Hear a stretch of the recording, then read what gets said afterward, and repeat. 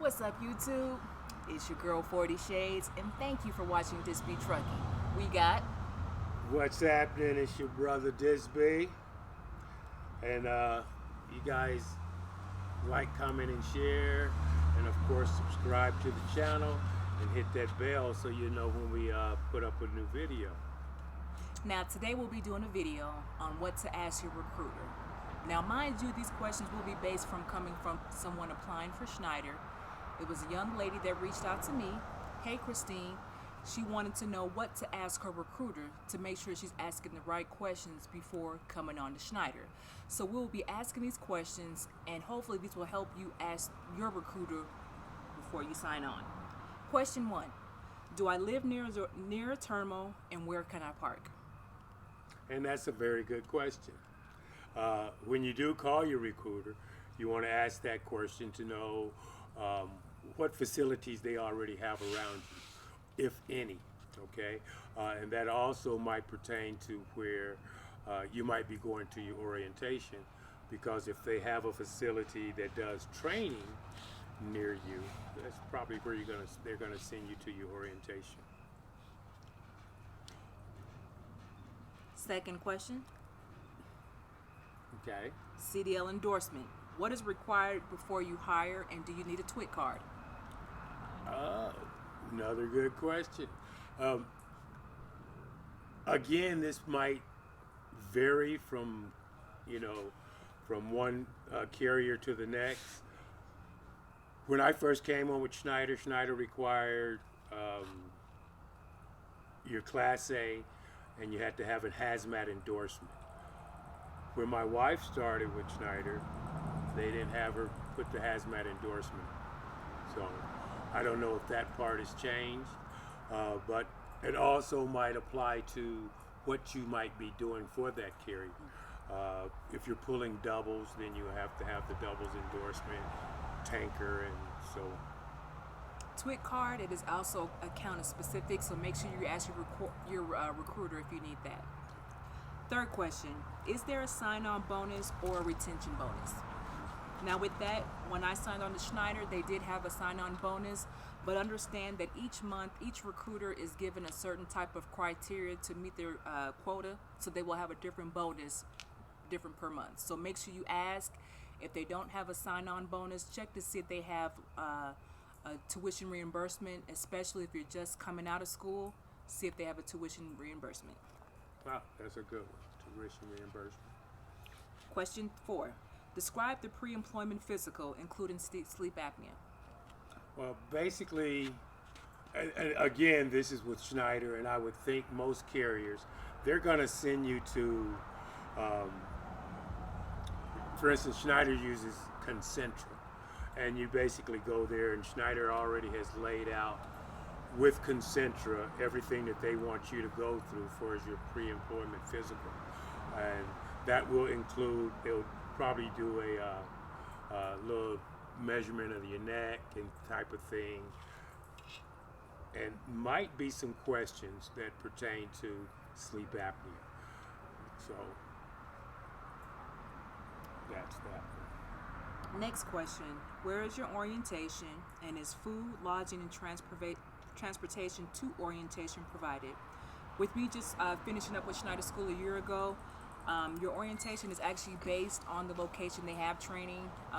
If you're a new driver, they may have you go to a certain location, but it's usually depending on where you live, on where you go to training.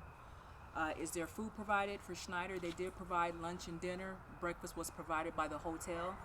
For lodgings, they do provide a place for you to stay. Transportation, depending if you're coming in by Greyhound, you will get to training, but you won't have like your own car during training. But they do have a bus that goes back and forth, at the end of training every day to take you back to the hotel. Correct. Schneider does. If I'm disqualified or decide not to work for the company, how do I get home?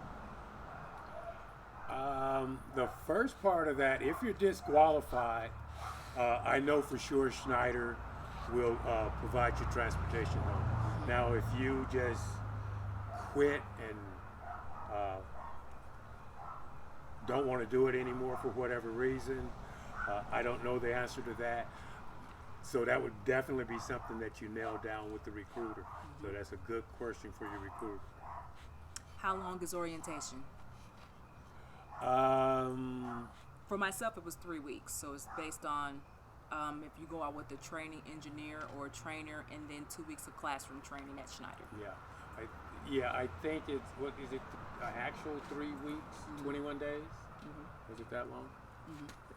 Yeah, but it is 2 weeks of class, like she said, and 1 week with your road trainer at Schneider. What is the pay during orientation and training? For me specifically, the pay for me was based on daily pay, and if I'm not mistaken, Schneider was $300 a week. So each company is going to be different, but that's for orientation and training. Once you officially get onto account, then you finally start to get whatever they quoted you during recruiting, the amount you get paid. As far as your mileage pay. Yeah. Or salary. So so your recruit during your training, there's a set weekly 300, 400, whatever they're going to give you, and then once you get in your own truck, you'll start getting mileage pay for the miles that you drive. Is training done by team driving? With me, it's not necessarily, when I was with Schneider, it was with a training engineer or a trainer. They would be in the passenger seat, and then I would be driving. With Schneider, both of us was up at the same time. So my trainer was in the back sleeping, I was driving, and then he vice versa drove, and then I was back sleeping. During my trainer was next to me during the whole time of training, and it was like we was in solo configuration. Yes, that's one thing that is neat about Schneider, because I've heard, where other companies, basically you turn into a team with that trainer, but with Schneider, your trainer will be up with you the whole time. So once the truck stops for the day, the truck stops for the day. Is there a waiting period for a trainer? When I was in training, there was a week waiting period because they didn't have any female drivers to train. So they actually pushed my training another week. So instead of me going out with the trainer, they just had me do classroom work, and they still didn't find a trainer the following week, female trainer. So I did have to go out with a male trainer, but they got me a hotel every night. What happens if a trainer takes home time? During your training, the trainer is actually on the same schedule as you. So if they do have home time, they will not pair you with the trainer. The trainer will be there for the week or a couple of weeks you're with that trainer. That's who you'll be with. Okay. Well, make sure that you really ask that question with your recruiter if you're not going to Schneider. Because I know other companies, and this is just here recently, where I've heard people being with their trainer goes home, and you're in the truck for the 2-3 days that he might be at home at the truck stop. So make sure that if it's not with Schneider. Can I switch trainers if it doesn't work out for whatever reason? With that would actually be per the manager. You actually have to voice, concerns. I mean, they're not going to just switch you because you say you don't want to be with them, but say like if you've been having problems and you've been telling the manager about it, and after a while they try to make sure they can pair you, but if they can't, then they will go ahead and switch you to another trainer if one's available. If not, then you are kind of stuck on what to do from that aspect. What is the pay for training completion? Each company is going to be different. With Schneider, the pay is still $300 until you actually complete the training. When they do sign you off and you get onto the account, that's when your pay will change. Okay, well, I got a question. It kind of goes back to where you didn't have a trainer for a week and you just sat around. Well, they was kind of giving you make stuff work, right? No, instead of us doing our 3rd week training, they just moved our 3rd week training to week 2, so we were still on schedule. They just kind of swapped it. Right. And I was going to ask you, did you get paid for that? Yeah. So yes, you did. Yes, Okay, we I did. see. Gotcha. What can I expect my first year earnings to be, and then my second year's? Like I said, each count is going to be different depending on what count they have you on, is what's going to be your first week, your first year earnings. But please be mindful that with you being a new driver, you are probably not going to get the high end of the salary cap or the mileage cap, you're probably going to be more in the lower end. But with any company with experience, your increase will go up. You know, if you don't have accidents, if you're meeting the criteria of the bonuses, you can expect your income to go up after the first year into the second year. So, like with Schneider, I always say this about that. With Schneider, when you come on with Schneider, and you're talking with your recruiter, he's going to offer you. He should offer you things that, you know, different accounts that they have, whether you want to be an over-the-road driver and that type of thing. Usually, the dedicated accounts, they pay a little bit less for a new hire. The over-the-road, you're probably, what do they start you out at? 32 cents. 32 cents? No, it wasn't. You was getting 40-something cents, wasn't it? The only per diem is what kicked me up. I got 32 cents. That might be the truth too. That's a new thing that they play with in the trucking industry nowadays, per diem. And you'll learn about that. What are your pay increases based on, and how often are pay increases given? Again, that's account specific, and company specific. You may have to wait 6 months before you see an increase, or you may get it 30 days after not having an accident. So that's basically, once you get to your manager, because the recruiter's not going to know that information. When you finally get onto an account, ask your manager what is the your pay increase and how do you get a pay increase. The key thing to pay increase is safety. No accidents. You have an accident, it's almost like it starts all over. You know what I mean? So, no accidents, no accidents, no accidents. Is per diem pay offered? If per diem is offered, is it mandatory? I do believe per diem is mandatory, period, now, as a company driver. I won't go into owner operator and all that stuff. But that information, like I said, you can check with your manager. Don't check with the recruiter because they don't know. Check with the manager that can give you better detail regarding per diem. Breakdown, detention, and layover pay. Same thing, check with your manager. Each account's going to be different. Some accounts, after 6 hours, you finally get layover pay. Some is after, a couple hours. So just make sure anytime you have a breakdown, detention, or layover, check with your manager because they'll be the ones that's actually inputting the exception into your pay if any of those items happen.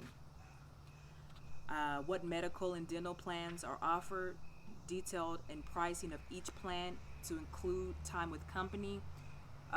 Majority of the time when you come onto a company, they do offer you a benefit package, and in that benefit package it will tell you exactly what they offer for medical and dental, and based on that and your family situation, that's the plan you actually pick, and they take that out weekly or bi-weekly out of your paycheck, or if it's 100% paid, you won't even see it come out of your paycheck. Let's see. Is there a 401k and how is it structured? Contribution limits, and then how much does the company match when I am fully vested? Good question. And that's directly to your, once you get hired on, that's one of those questions. And it might be in that Benefit. part of your benefit packet too to tell you how the 401k program is broke down. But it's good to get invested in if you can. What's the vacation policy, and then offered paid holidays? That's a good question. Usually when you're a new driver or even a new person working There at a is company, no holiday pay at Schneider. for truckers. That ain't even at Schneider. For truckers, there's no such thing as holiday pay. Now, that might have changed over the years, but as far as I go back, there's never been holiday pay, not for truckers. Okay? And vacation policy, check with your company because sometimes you have to be there 90 days, 6 months, or a year before you can accumulate vacation. And that you may want to know that in advance before you start booking vacations, with your family. Check with your account to see when does vacation kick in for you. How many more questions you got? It's getting dark out here. It's so comfortable out here, guys. We already answered vacation policy. Is there a tuition reimbursement program? That check with your recruiter. Like I said, each month the recruiters are given a certain type of bonus to give away to the drivers. If there is a tuition reimbursement, just check to make sure if they pay your tuition each month that you are there with that company, or do they pay it in full in advance and then you pay them later. There's different policies. Just make sure you check with your recruiter. What miles are paid miles and what miles are not? With the company driver at Schneider, if you're rolling, Schneider's paying. So you don't have deadhead miles as a company driver. What is the company's idling policy? Each company's different. Well, yeah, each company's different, but most of your mega carriers now, they have generators, or what they call them. What is it? APUs. Yeah, APUs, which are units that keep your heat or your air conditioning going without the truck running. Okay.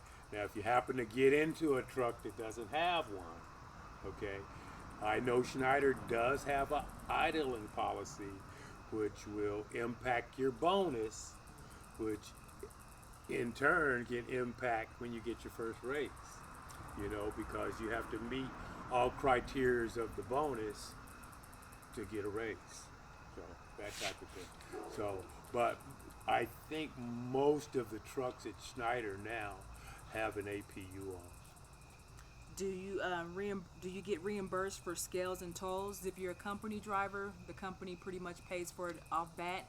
If you have electronic responder in the truck, if you do encounter tolls, they ask that you keep your receipts and then give them to your manager by the end of the week to get reimbursed. Are all loads Scales, no touch? did you ask about scales? Do you get reimbursed for scales and tolls? Okay, yeah, your scale tickets, you want to keep the receipts and get a reimbursement on those. Are all loads no touch loads, or is there unloading involved? And what is the pay structure for driver unload? From time to time, there might be some touch freight. And again, far as there's a set pay for if you have to unload a truck, as far as with Schneider. I don't know what that pay is, so I won't quote that. But there's a set pay if you have to unload, if it's a partial load, if it's a load that you have to use a pallet jack with. All those are vary in the as far as what they'll pay. Now, if you have to touch everything by hand, that's one amount. If you're just bringing using a pallet jack and rolling it out onto the customer's dock, that doesn't pay as much because you're using a pallet jack, that type of thing. Okay. If weather, driver illness, or road conditions are such that I feel like it's unsafe to continue driving, will I be penalized for parking until it's safe? Never, never, never at Schneider. Now, I don't know what other mega carriers will say to that, but I will say this about Schneider. If you don't feel safe, Schneider's going to hope that you pull over and give them a call and tell them, hey, the weather's this, I'm feeling ill, whatever's going on, and just let them know. Now, is it FMCSA or FM's? What is it? FMCSA. FMCSA. They even say it. I forgot. It's 3.9 point. I forgot what it is. But they tell you if you feel ill or if you're unable to drive, that you're supposed to be. Yeah, it's your over. responsibility. It's your responsibility. You have to understand that.